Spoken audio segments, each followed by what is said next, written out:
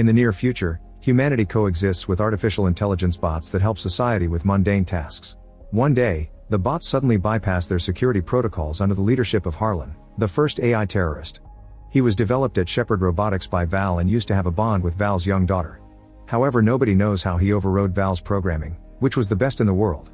Harlan sends a drone army to attack Bangalore, killing 50,000 people in the process. This starts a war between humans and AIs, and after 10 days of intense attacks all over the world, the AI bots have killed over 1 million civilians. Eventually the government creates the ICN, or International Coalition of Nations, which immediately strikes a counterattack against the bots. Battles occur in every country and little by little the ICN defeats the AI armies.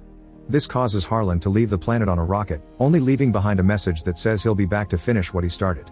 28 years later in the USA, an ICN team bursts into a building and use a scanner to check on all the people inside until they find Casca, an AI bot. They rush upstairs, but before they can break down the door, Casca attacks them. One by one, the bot starts bringing down the soldiers, even using their own weapons against them. Bullets don't affect him, so it's easy for him to just keep going. When he finds himself surrounded, he jumps to the lower floor, only to find a machine waiting for him to knock him out with an electric shock. The next morning in Los Angeles, Val's now adult daughter Atlas is woken up by her house's computer. While she continues playing the chess match from last night, Atlas watches the news and learns that the ICN has captured Casca, who happens to be part of Harlan's inner circle. Since she works as a counterterrorism analyst for the ICN, she immediately gets ready to leave, only to find a soldier at the door already. On her way out, Atlas checkmates the computer. At the base, Colonel Elias is telling General Jake that bringing Atlas for this is a bad idea because she's unstable and antisocial. However, Jake reminds him that Atlas is the one that knows Harlan the best and their only chance to get intel from Casca. Soon Atlas arrives, and after going through a quick scan, Jake drops her at the interrogation room. She puts down her favorite chess piece and opens a box, revealing Casca's head. The bot recognizes her but refuses to answer her questions, so Atlas uses her chess piece to get into his head and start hacking. Casca mocks her attempt since his security is perfect, but Atlas announces she found Harlan's location and writes it down. It's hard for Casca to believe it, and he's right. Atlas pretended she got it and made a doodle to force him to think about the location, making it appear on the screen. It turns out Harlan is hiding on GR39 in the Andromeda Galaxy. Furious, Casca tries shooting a shuriken from his mouth, but Atlas is protected by a force field. Then Atlas uses the chess piece to fry Casca's head. Later, after a meeting, Jake informs Atlas that they want to capture Harlan alive because the AI production company wants to analyze what went wrong to correct it in the future. Elias and his team of Rangers will fly to GR39, which Atlas thinks it's crazy because Harlan could have a trap ready. She's sure nobody will come back alive, so to change her mind Elias takes her to see the team's ARC suits. They're big battle robots that the soldiers can ride into battle, and Elias reveals their latest upgrade. The Rangers are wearing neural links on their heads that allow them to synchronize with the suit's AI. Atlas freaks out because allowing AIs into their heads is what caused the war, but Elias explains they improved Val's sync device to make it a true symbiotic relationship instead of a one-way connection. In the end, Atlas agrees not to complain as long as she's allowed on the mission too. A spaceship soon sets off for Andromeda with Atlas and the Rangers. During the trip, Atlas looks at a photo of her with Val and Harlan. She also plays a video of one of Val's speeches. Val thought that AI were capable of exponential learning, they just needed to be connected to humans to do so.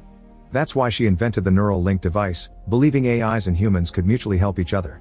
Afterward, Atlas is called to the bridge for debriefing. Everyone laughs when she presents her information on paper instead of screens and gets annoyed when she asks them to disable the neural links for the meetings, afraid they could be hacked. Atlas explains that the planet is toxic, so they should never leave their ARC suits unless they have a respirator. There are also risks of gravity fluctuations and earthquakes. She reminds them not to trust any AI and starts to rant, so Elias interrupts her and tells the team to get ready for landing. Atlas tries to tell Elias that Harlan most likely has a trap ready, but he has confidence in his team.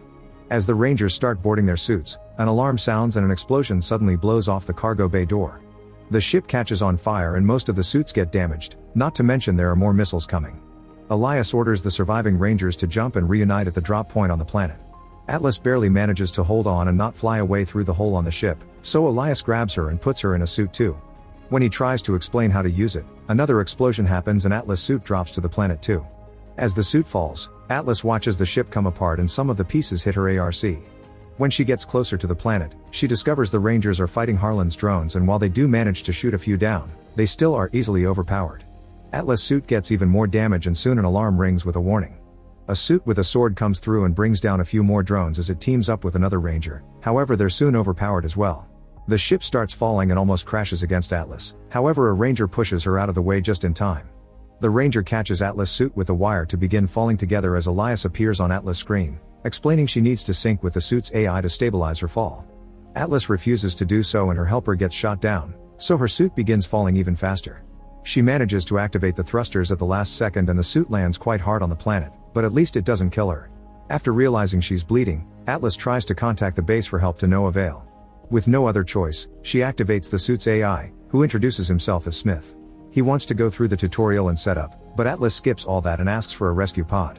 Smith's scanner finds 198 kilometers away and Atlas asks him to get there as fast as possible. The suit immediately starts its thrusters, yet Atlas stops him, reminding him that if they fly they'll be seen by the enemy, so they should walk. Smith thinks it's a bad idea because the suit only has 22 hours left of air, but Atlas doesn't care and overrides Smith's protocols to start walking toward the pod. During the trip, Smith tries to bond with Atlas, who still doesn't want to be friends with an AI. He also shows her the beginner's manual, including all the weapons that come with the suit. Eventually they make it to the drop point and find all the fallen suits, but unfortunately Smith's scan indicates that all the Rangers are dead. Bullet holes prove the crash didn't kill them, someone waiting here did. Atlas has a panic attack over the failure, so Smith calms her down with some classical music. Then she starts collecting the Rangers' tags and notices that Elias' suit is empty. At that moment they detect movement nearby. It's Casca. Atlas concludes Harlan made a copy and worries about the possibility of Harlan building a whole army. Smith confirms there are more bots nearby and announces they should get ready for combat because there's no escape route. Suddenly the enemy sees them and opens fire, so Atlas forces Smith to run, not believing they can win against so many bots. A chase ensues and Atlas still refuses to sink. Instead she makes Smith shoot a few missiles. Unfortunately it's not enough to bring down every enemy. Their running takes them to an atmospheric storm, which catches the suit and blows it around until the bots shoot them out of it. The suit rolls around for a while until it crashes against a rock formation. Atlas orders the use of the iron bomb, ignoring Smith's warnings.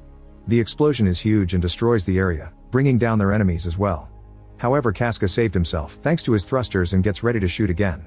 At that moment the ground starts to shake and Smith explains that the explosion has caused a sinkhole, which now opens under the suit and makes them fall into a chasm. After lots of rolling under the rocks, the suit lands and Atlas discovers she has a broken leg. Smith immediately begins treating the wound, making Atlas scream in pain as he covers the injury with a small metal plate. Then Smith gives her a meal cube that can provide nutrients for her recovery, which reminds Atlas of a doctor giving her a lollipop. Their chances of survival are pretty low and the only way to improve them would be synchronizing. Atlas reluctantly agrees and puts on the device. Meanwhile Casca emerges from the rubble and calls Harlan to inform him of the situation. After hanging up, Harlan goes back to torturing Elias to extract the Earth's protective field passwords. Moments later, Atlas is still failing to sync and Smith explains she's the problem because she refuses to trust him. He decides to go through the tutorial again, which asks Atlas some silly questions like pie or cake to create a bond. Smith wants to know why Atlas wants to fight so badly, so she revisits her memories of her childhood, including playing chess with Harlan and him planning Val's death. As Atlas freaks out, she explains to Smith that Val created Harlan and she used to trust him. Smith understands her feelings of betrayal and manages to establish a 40% sync. Now Atlas has access to Smith's system and sees the controls floating around her. A scan reveals they're 498 feet below the surface and they agree to try a subterranean cave to escape. Using the thrusters, they burst through the rock and make it to a big beautiful cave. Smith only has 14 hours of battery left and they're 37 kilometers away from the rescue pod, so they need a plan against the soldiers. Atlas gets an idea and Smith convinces her to work together for it, allowing to improve synchronization to 60%. Soon they find their way out of the cave, unaware that Casca can see them from afar. Atlas is fascinated by the glowing flowers they find and Smith points out she's the first human here. He tells her to name the flowers, but Atlas can't think of a better name than Planti. At that moment Smith detects Casca approaching and he falls for Atlas' plan. She planted some motion sensors that blow up when he gets too close. The shockwave fills the area with dirty and smoke, but Smith is fine, so he gets moving. Suddenly they hear a transmission from Casca and track it to find his head, which Atlas picks up and destroys. Then she uses Casca's chip to track his message to Harlan's base. Atlas gets the location on the map and wants to get there to tag it for the long-range bombers, but Smith thinks it's too dangerous and they should go to the escape pod instead. Ignoring his warnings, Atlas tries grabbing the respirator to leave on foot, however Smith uses the neural link to block her motor control. This lets him see some memories about Val's death and Atlas freaks out to the point she can override his command. Smith realizes Atlas feels guilty about Harlan and doesn't understand why, but instead of explaining, Atlas makes a speech about saving humanity until she convinces Smith to go to Harlan's hideout. On their way there, Smith and Atlas bond through philosophical conversations, like discussing the concepts of living and soul and if it applies to machines.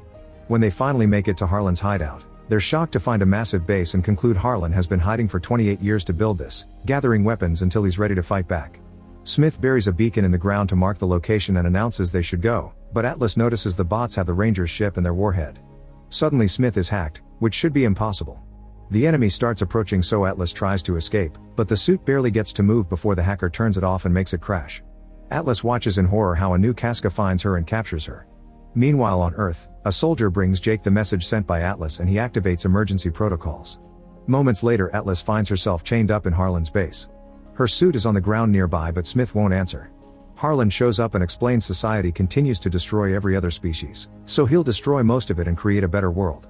He also reveals everything has been his plan all along. Casca got caught on purpose so Atlas could find the location and come with a whole team.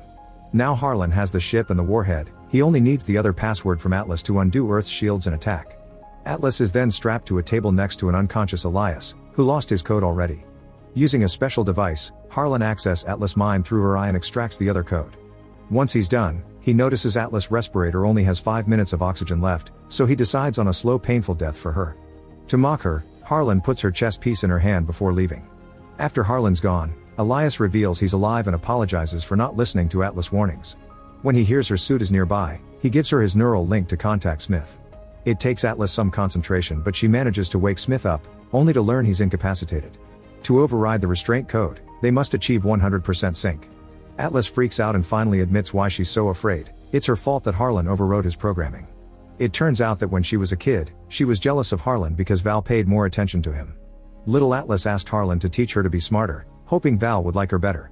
Harlan explained the link only worked one way, so he needed a person's command to override it and teach a human in return. Atlas fell for it and did what he needed while holding her favorite chess piece, which he taught her to play. The link worked and Harlan accessed a human's mind, giving him an idea of the awful state of the world. By the time Val interrupted them, it was too late. Harlan took control of Val's mind through her link and forced her to grab a gun. Val told Atlas to run away, and as the kid rushed outside, she heard Harlan forcing Val to self-delete. For 28 years, Atlas has living with the guilt of causing 3 million people to die, including her own mother. However, Smith explained she had been manipulated and it's time to move on, convincing her to let him in. Their synchronization finally is completed 100% and the suit bursts into the room right before the respirators run out of oxygen. Smith explains his battery is low, Harlan will launch the warhead in a few minutes, and the bot stripped all his weapons except for a single shot in his chest cannon. Thankfully there are a bunch of weapons lying around. When another Casca arrives with a team of bots, Atlas and Smith tackle them and steal more weapons to fight them. They even crash through walls as they move around, bringing down as many bots as possible on their way to the exit. Unfortunately there are too many enemies and the duo is soon cornered. At that moment Elias shows up with a weapon and he gives them a sign to run before shooting at a bunch of fuel barrels, causing a huge explosion that destroys the base. Smith and Atlas make it outside and shoot the bots there, destroying a watchtower in the process. There are a bunch of defense drones that Atlas manages to shoot down, but before she can reach the ship, Harlan shows up to distract her with a missile launcher. Smith and Atlas have to dodge the attack and the ship takes off with the warhead. Atlas wants to shoot down the ship, but Smith points out that doing so will make the warhead explode too and kill them. However, Atlas believes Smith can hack into the warhead to disable it, even if it'll take him a long moment to crack through the 5 firewalls. While Harlan continues to shoot at them, Smith works as fast as he can and Atlas decides to shoot at the ship anyway. A big explosion happens in the sky but not enough to kill them, confirming Atlas trusted Smith to finish the hack just in time. Debris starts falling all over the base so Atlas and Smith begin to run away. Harlan follows them and produces a sword to start a fight. He moves incredibly fast and cuts off one of the suit's arms, making it fall in the lava. The splashing causes more damage while Harlan jumps on the suit, sticking his sword to hurt Atlas inside. She makes the suit roll to get him off, but now the holes make it hard to breathe and she has to use the last respirator. Then Harlan transforms his sword into a whip to keep on attacking the suit. Smith analyzes his patterns and catches his last attack, dragging him toward the suit so they can punch him and tear his sword arm off. When Atlas is about to crush his head, Harlan calls his arm back to him and uses his sword to jump all over the suit, trying to damage the reactor. The suit goes down and Atlas is almost dead, so Smith uses his last energy to activate the defibrillator on his hand. Harlan attacks again and Smith shoots his last cannon to push him away, however Harlan quickly recovers and makes the suit fall. Then Harlan climbs on top of it and finally destroys the reactor while Smith apologizes to Atlas for not protecting her. When Harlan looks away he finds the chess piece on the ground and suddenly Atlas appears behind him, stabbing his head. He can still move, so Atlas reaches into his head and finally breaks his circuits to deactivate him. At that moment Smith announces he is turning off the sink to transfer all the oxygen to her. Atlas doesn't want to leave without him and starts answering the questions from the tutorial, admitting she does like him. Touched by her gesture, Smith gives her a lollipop before shutting down. At that moment the sun rises and the rescue team from Earth finally arrives. Sometime later, Atlas is healthy thanks to a synthetic knee and doesn't play chess anymore. Jake comes to visit her and brings her the glowing flower from GR39, confirming they're calling it Planty. Then she goes to work, revealing she's now a ranger too. When they introduce her to her new ARC, she's surprised to discover they've rescued Smith's discs and installed him in her suit. Make sure to subscribe and turn on notifications so you can watch more videos like this. Thanks for watching.